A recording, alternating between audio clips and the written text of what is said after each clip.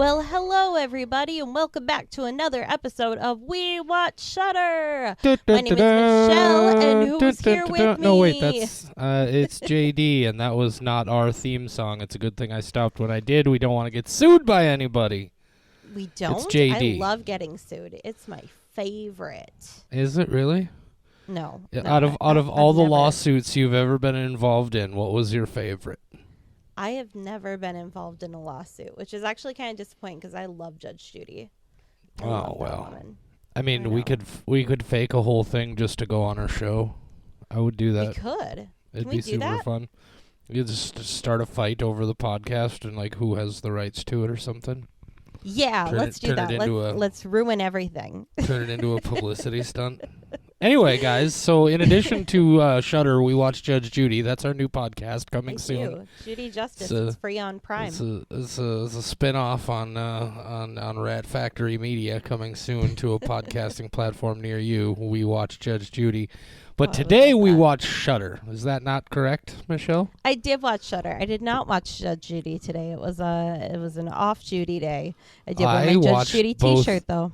I watched both Shudder and Judge Judy today. Oh, wow. We are just a big podcast that loves horror and not great, cranky old ladies. Not accurate court shows, TV shows. Anyway, Marilyn Million's where it's at. So, if it is your very first time tuning in here, first of all, welcome. Thank you for checking out our show. And the name pretty much says it all. We watch Shudder. If you're not familiar with Shudder, Shudder is a streaming service for horror movies and things that are kind of like horror movies. Not really, but nobody else knows where to put them, so they kind of get lumped in there. It's a good thing, and we watch a lot of movies on there, including all of their original and exclusive releases. Which is part of what we're talking about today. In fact, why part? I don't know why I said part of what we're talking about today. It's all of what we're talking about today is a Shudder exclusive. Michelle, what's the film? It is called The Lair, and no, it does not have Judge Judy Shineland in it. I wish it did. And that's The Lair, by the way, L-A-I-R, not The Lair, L-A-Y-E-R. I don't know why I feel like I need to specify, but... In an earlier episode, you did say a lair, not like an onion, and I was very proud of you for quoting Shrek. Yeah, so yeah. I was really proud. I didn't say it in the moment, but I was very proud. Look, I don't mean to tangent completely, but I read what I assume was a copy pasta of some kind going around Facebook the other day, and it's this whole thing about how, like, Shrek's name is Shrek, because that moment in the first movie when the donkey asks Shrek what his name is the first time anybody has ever asked the swamp ogre what his name is. And he never had a name until that moment. And Shrek is just the first thing he thought to say because nobody had ever spoken to him like a person. He was always like the swamp monster ogre. And he just never had a name until that moment. And then it goes off on all these things about like how that theory is reflected in things that happen in the movie and whatnot. And I was like, man, that's real fucking sad. This is kind of a confession that is both surprising and unsurprising to nobody, but I have seen every single bonus feature on the Shrek DVD multiple times. I used to be fascinated by how they made that movie, and I went through a time where I thought that I could be an animator, even though I have no idea how to animate anything. I've seen a lot of Shrek content. I'm trying to convince my mom that she needs to go, because she likes those movies too, and she likes Puss in Boots, and I keep trying to convince her to let me take her to the movie theater to see the new Puss in Boots movie, but she doesn't like to go to the movie theater because she gets cold. I was like, Mom, they say that you can take a blanket now. They don't even care. They got recliner chairs. You wear your hoodie in there. You bring a blanket. It'll be fine. That's also deliberate. All theaters are supposed to be slightly cold because every movie benefits from you being kind of cold, because you'll feel chills if you're scared. You'll feel chills if you're awestruck by something. If you're watching a romantic comedy, you're going to want to bundle up next to the person. That's a deliberate thing. So yeah, tell her to bring a blanket. And if she doesn't want to do that, give her an ultimatum and tell her that she can either watch Puss in Boots in the theater, or she can watch today's movie, The Lair, on Shudder, on a streaming service at home. I love how you brought that back around. This podcast does have a point. Every now and then we tangent, guys, but we are getting to the point. And the point is The Lair. Michelle, sometimes what we do is we read the description of the movie from the Shudder website, or sometimes if that's a little too spoilery, we go to the IMDb description. What's the situation today? Everything is too spoilery. Is that correct? I would say the second half is too spoilery. It gives away a big thing that happens partway through the film that I didn't read the synopsis, so I did not know, and I would have been upset if I knew. Yeah, so here's what I'm going to do. I'm going to read part of it to you. This is The Lair, Lair, partial description from the Shudder website.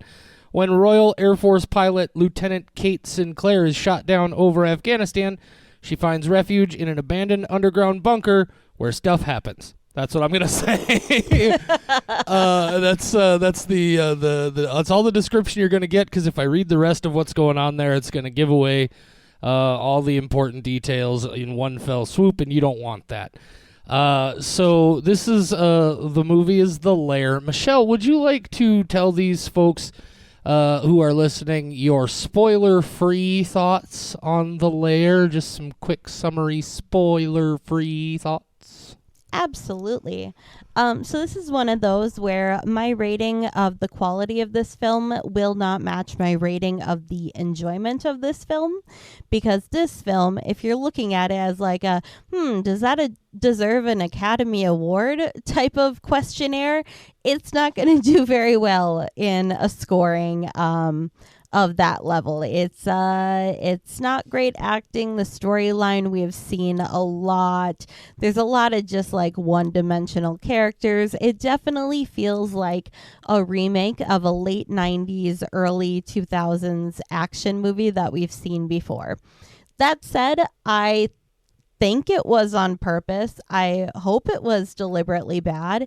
If not, I don't care. I just watched a movie that's from the early 2000s but was released 20 years too late and had some fun practical effects. So I thought rating it as the quality of a 2023 new release would be bad. Rating it as though I was 20 years younger and enjoying watching this on TBS or something. I don't know. It just made me kind of nostalgic. I'm going to go with a 2.75. All right. 2.75 skulls from Michelle. And this is going to be kind of wild. Because I'm going to hit you here with, I spent a little time before we did this summarizing my thoughts for the spoiler-free section, and it goes like this. I started watching this movie having no understanding of what it was or what it was supposed to be, and as I was watching it, I was like, wait a minute, what is this? And then I was like, oh, so this is like an Asylum Filmworks, like literally what I thought was like an early to mid 2000s Sci-Fi Channel movie of the week, right? Like that's what this is, right? This is just everybody knows exactly what's going on here. They've got their tongues firmly planted in their cheeks. So they got like $50 and a ham sandwich to go out and play or whatever for the weekend. And then that was it, and I was like, it's ridiculous, totally forgettable, but I mean, I don't mind that. It's like like a piece of candy, just like whatever, but not like really good, not like a Snickers bar or something. It's like a piece of Bazooka Joe. But then I found out that this is a Neil Marshall movie. Yep. Neil Marshall, David Harbour Hellboy, The Descent, Dog Soldiers, Neil Marshall. Now I don't know what to think about this movie because I'm in the same boat. I'm exactly where you are. I'm like, what? Like, because if this was on purpose, I mean, you hit a home run. Good for you. But also, why? But I don't... If this was not meant to be what it felt like, I'm not even sure what to say about this movie. And I know that's a lot of words in a spoiler-free section. But, I think you and I are kind of on the same page here. I'm going with a 2.25, which is going to bring us right down the middle at a 2.5 average. 2.5 for the Lair, which I think if your audience can't tell if it is deliberately cheesy, and it is deliberately cheesy, then you kind of deserve a lower score. But if this was a serious attempt at a movie, then you also deserve a low score. I think 2.5 is fair. Hey, don't let me forget, by the way, this will be a cool moment for the people listening. There is one little thing I said in my description there, my thoughts, where I think I gave away a little bit too much, so don't let me forget. I got to go back and bleep it. Did I bleep it? Did you guys hear the bleep? I hope you heard the bleep. If you didn't, man, I feel like a real jerk. Anyway, The Lair. If you want to go watch this movie to try and understand what we're talking about here, and believe me, I think you will understand immediately what we're talking about here.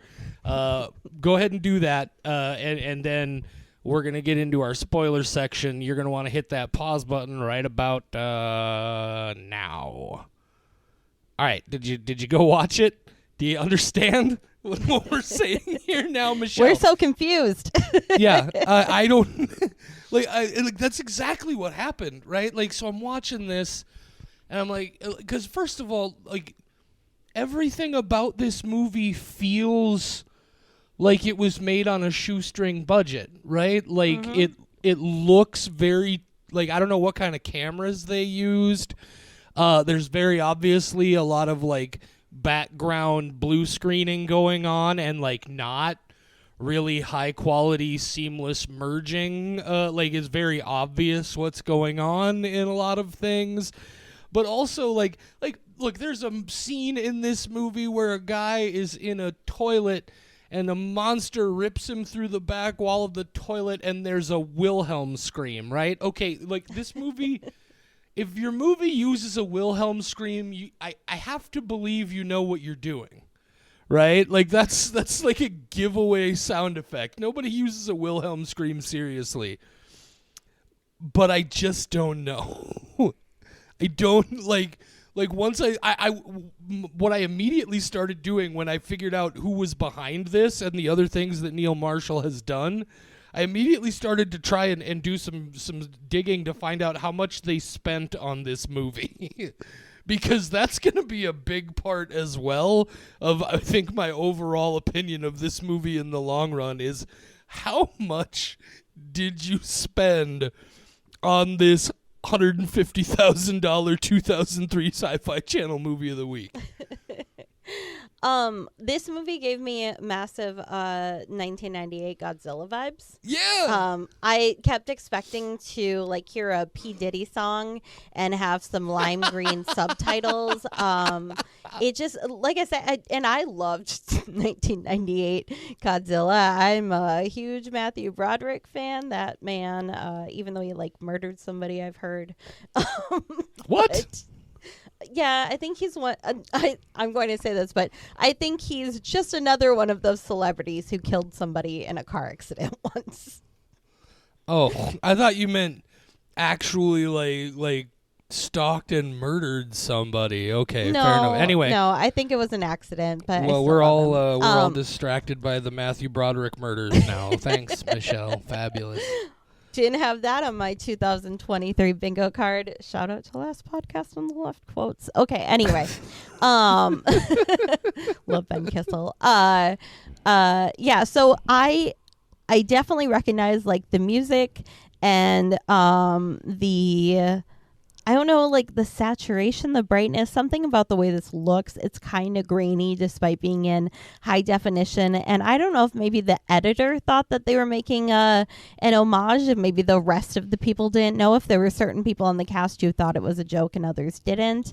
But even the subtitles, like that font is not what's used for subtitles. That is a dated version of subtitles. I know that because I have been getting a lot of squelching subtitles lately. I know how subtitles have evolved through the years now.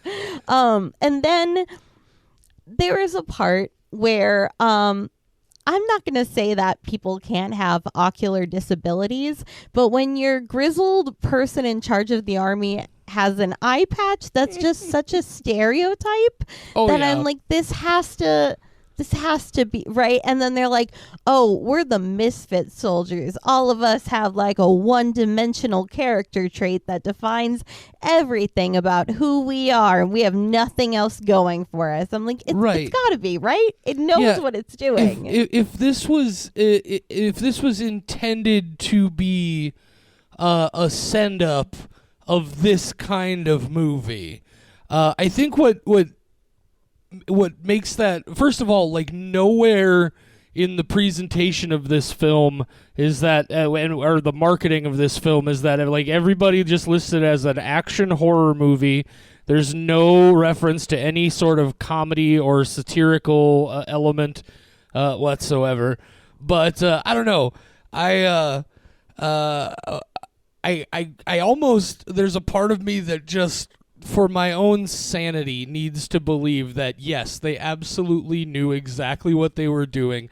Okay, look, that guy with the eye patch and the ridiculous accent, that guy, that was a deliberate take on that type of character, right? He's just like... Absolutely, yeah. But, and then there's also this such ridiculous moments, like he's given that intense speech over the half alien monster body there on the surgical slab, and just like he's going for it, right? And it's like a really like ridiculous, over the top sort of like Bill Paxton in Independence Day, or is it Bill Pullman? I can never remember which one. I get those two confused all the time. But it's this like real like over the top speech, and then just out of fucking nowhere that monster just gouges half his fucking face off. It's so ridiculous. There's the dude early on who gets like the bottom of his jaw blown off, and the medic is like repeatedly trying to put his jaw back up. Like, it has to be. There's no way anybody actually thought they were making a serious movie here.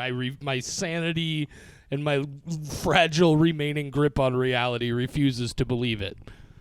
Yeah, and one of the things that really works for me in this movie, like you were just talking about, is the practical effects.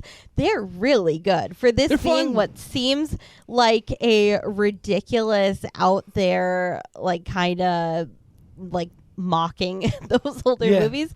Then the stuff where like people are getting their faces ripped off, and these practical effects are really good. And the first time that somebody had their face ripped out, I was like, whoa, okay, where's that been? Because I was when the dude kind of meh. When the dude is climbing up out of the pit, and the just that monster hand comes up and just rips his face off. Yeah, and I think that's why this is enjoyable for me, because it is a weird homage to the late 90s, early 2000s. But when it gets into the actual monster doing monster stuff, despite being a guy in a rubber suit, clearly, I still think it's very fun. And I actually was very into it. If somebody had said, like, this is supposed to be a scary monster, I'd be like, no, it's a dude in a suit. I can tell. But it's still fun to watch. Right. And I think the part of it and it's so weird how little things like this can impact your impression of a movie. Like, what really throws me is, if that's the case, right, then the comedy is such a crucial part of what this movie is. It's not just an action horror, it's an action horror comedy. Like, that's so crucial to what this movie is that it blows me away that nothing I read suggested there was any comedic element to this at all. Like, I was expecting something completely different. Like, I didn't know a lot, but everything I saw was action horror, action horror, action horror. So I was thinking, oh, this is going to be like a Pitch Black or something, right? But it's like, I mean, it is, but it's like a send-up of that sort of thing, a very tongue-in-cheek, sort of ridiculous, and I just wasn't expecting that. And now I almost kind of want to go back and watch it again with a different mindset and context and see what I can see here. I went to look at the comments because this is not getting a good score on Shudder. Yeah. It's currently at. Did you see who the very first review was? I was about to say, yep, our person fashioned, our woman fashioned, always. Our non-binary gender person fashioned.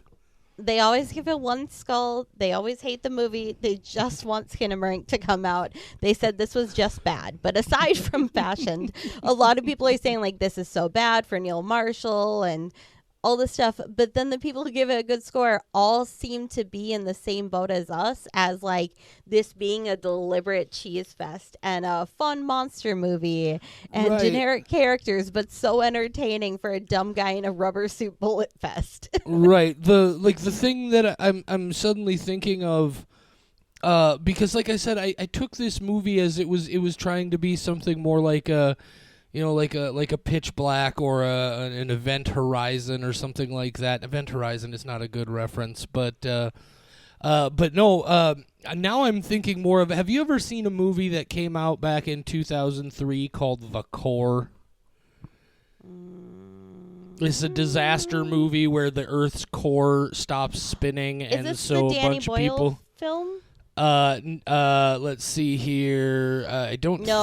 No. I'm thinking of what is it, like Sunshine or something? I just saw that for the first time. So no, I don't think I've seen this. No, well, and so that's a movie that it's like this. It's a disaster movie, right? They got to drill down into the center of the Earth and blow up a bunch of bombs to restart the Earth's core spinning. Yeah, you just triggered so many memories I forgot I had in my head from scenes from this movie. Right. Okay. And yes, I have definitely seen this. I'm starting to think, because like that's a movie that when I saw it, like I had that experience immediately, right? I was like, okay, this is like looking at this current, because this was right around, like Armageddon and Deep Impact and all these crazy disaster movies. And I was like, okay, this is like looking at that, but also then filtering it through this like 1950s B sci-fi lens. And it was hilarious and fun, and it's just ridiculous in so many ways. And I'm feeling more and more, just as we talk about it, like that is maybe more of the idea I was supposed to come into this movie. This is happening in the moment. I literally finished watching the movie 5 minutes before we started recording this podcast, something like that. I feel like maybe I need to see this one again before I have a final opinion on it. I'm not even sure I can justify my 2.25. This might deserve better based on what it was trying to be. Well, it has officially changed to a question mark on the spreadsheet for what your rating is. I would love for you to come back and tell me. I'm not going to rewatch it. I kind of felt when they had the old grizzled guy with an eye patch and a dark story as the head of the army, I went, no, it's gotta be. So then I felt pretty convinced, like, this is ridiculous. And if it's not, it doesn't matter, because this podcast would irritate people if they asked me what I thought of Tommy Wiseau's The Room if I saw it for the first time, because I'd be like, oh man, 5 skulls, that's a great movie. Well, and I think also a big part of what confused me about the whole thing is like it's I have to know how much they spent on this movie, because it just looks so cheap, right? Are you familiar with Asylum Filmworks? Yeah, I'm also trying to see if I can find a budget for you so we can just answer this now. Believe me, I dug around for a little while while I was, and I couldn't find anything, but I just...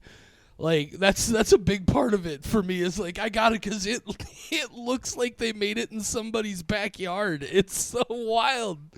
But, I think I'm definitely going to have to see this one again. I promise you I will watch this one once more before next week's episode, And we'll get that Awesome. score updated for sure. Yeah, I'm not going to rewatch this one, but I am going to go back and rewatch The Core. 'Cause Yes, it's you on should. HBO, and it has DJ Qualls, who is Yep. another one of my weird celebrity crushes. I love that little skinny man. It also Yeah, has he's so Stanley nice. Tucci in one of the most absurd performances, absurdly delightful performances you will ever see. It's so good. I love Yeah, it. this is just a good-looking cast in general. I'm looking forward to that. Right God, I on. forgot about this movie. There's a specific scene that I'm not going to spoil for people, but there is a scene that every time, like flashes into my head randomly. I go like, that was a really good movie scene. So I'm gonna have to go watch that again, see if I can Yeah. hint it at people. For sure. They're in the earth. That's your hint. That's the whole goddamn movie. Oh. Well, Yeah. I guess that's the Lair.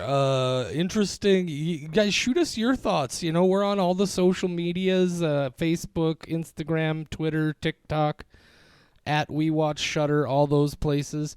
We got an email address, mail@wewatchshudder.com.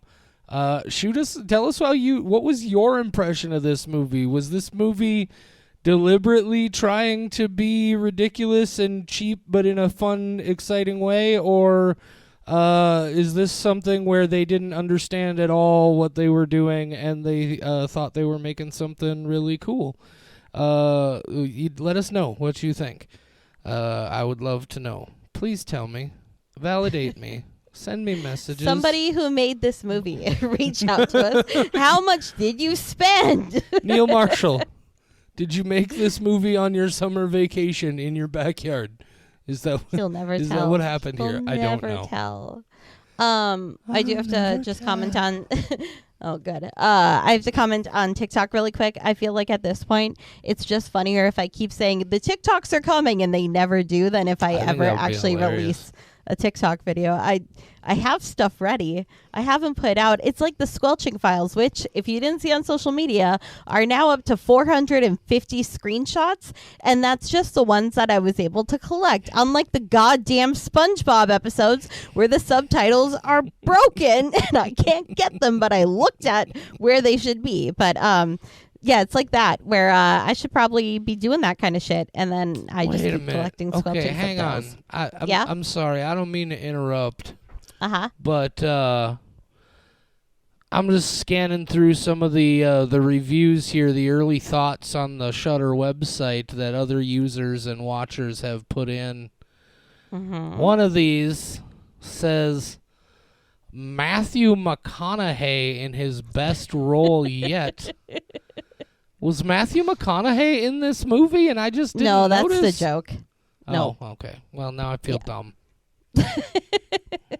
Maybe I don't see, maybe I just can't accurately read what anybody's trying to do anymore, Michelle. Maybe maybe we're witnessing in real time the collapse of my ability to accurately ascertain reality.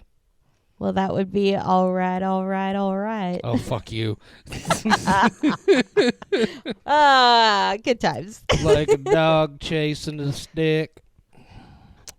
Anyway. They always guys, get so- older and they stay the same age. No, please stop. No more. Okay. No more Matthew Okay. McConaughey. Okay. No. Matthew McConaughey. Nay. Skinnamarink don't. Anyway, Oh man. guys, thank you for tuning in once again. Next week we have another episode coming. Because we're in the new Shudder era, we don't even know yet for sure what the February schedule looks like. They haven't released it yet. But as soon as we know, you will know. In the meantime, Michelle, what is our plan for next week? Cry a lot. But then also record Shrew's Nest.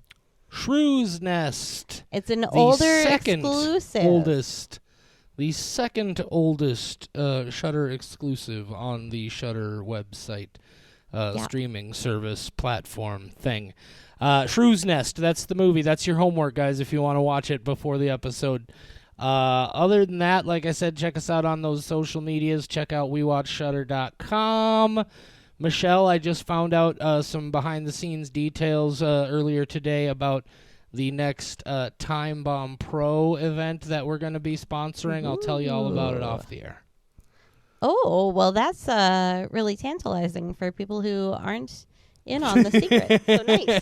Good job. Keep them roped in. They're definitely here to listen to us talk about wrestling on our horror podcast. Well, it's already midnight. The episode is late. I got to get that one thing I said bleeped out, and then we got to get this put up for everybody to listen to. Say goodnight, Michelle. Good night, Michelle.